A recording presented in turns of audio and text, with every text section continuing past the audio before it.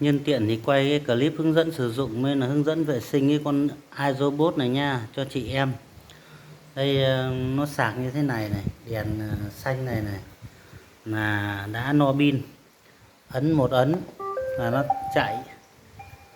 Và nó chạy khi nào mà nó hết pin thì nó lại tự về. Đấy. Nó chạy khi nào hết pin nó tự về. Ấn cái nữa là tạm dừng này. Và ấn chữ đốc rồi này là nó sẽ quay lại về chỗ nơi sạc.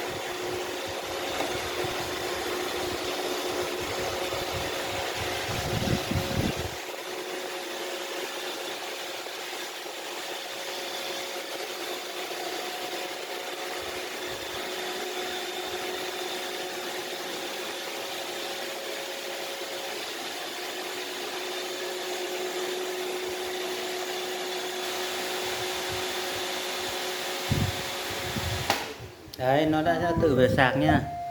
Và bây giờ hướng dẫn cái cách vệ sinh cho chị em nhé. Bởi vì là cũng có nhiều chị em mua rồi nhưng mà mình chưa gửi được cái hướng dẫn sử dụng cho mọi người, hướng dẫn vệ sinh cho mọi người chi tiết.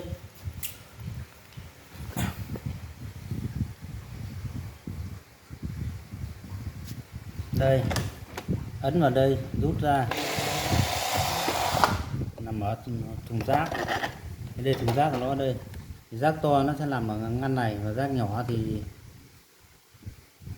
có đời thì mở này ra để lấy rác nhỏ, nhưng cái đời này thì rác nhỏ nó nằm hết vào đây rồi. Đấy, thì là đổ đi và kéo ra để vệ sinh thôi, kéo ra để vệ sinh cái màng lọc này thôi. Đấy. Ngoài ra nó còn hay ấn một lúc thì nó sẽ tự tắt nguồn. Đó.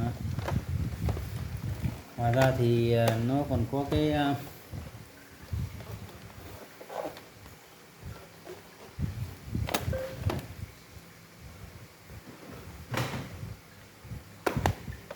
cái chổi này. Đây, tóc nó quấn vào đây đấy thì là tháo cái này ra, để lấy tóc ra.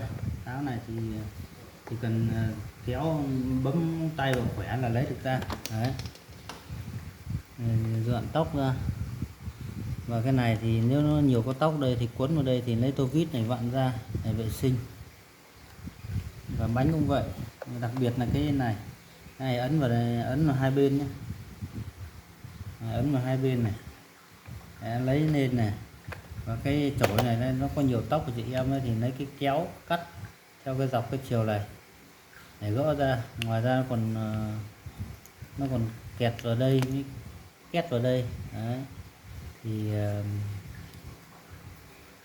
lấy ra. Và cái này nữa.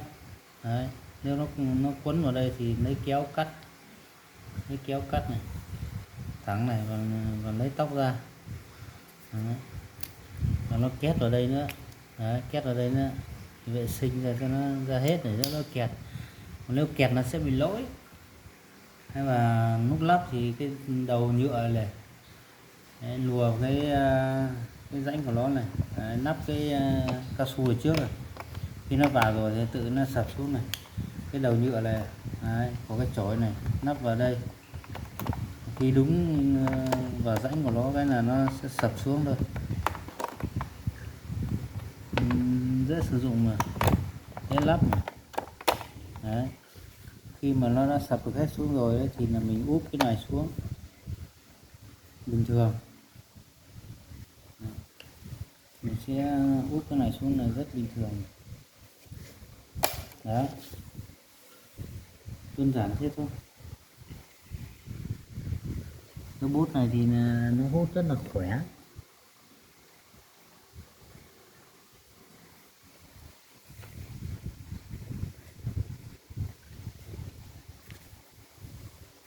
Khi nắp thì lật nó lên. Đấy, và lại cầm cái này ấn vào đây thôi. Đây, ấn vào đây thế là xong. Đang cái bánh lái là còn đang chui trong đây. Bánh lái thì lại đặt vào đây thôi, xong ấn xuống. Đấy, ấn tụt xuống.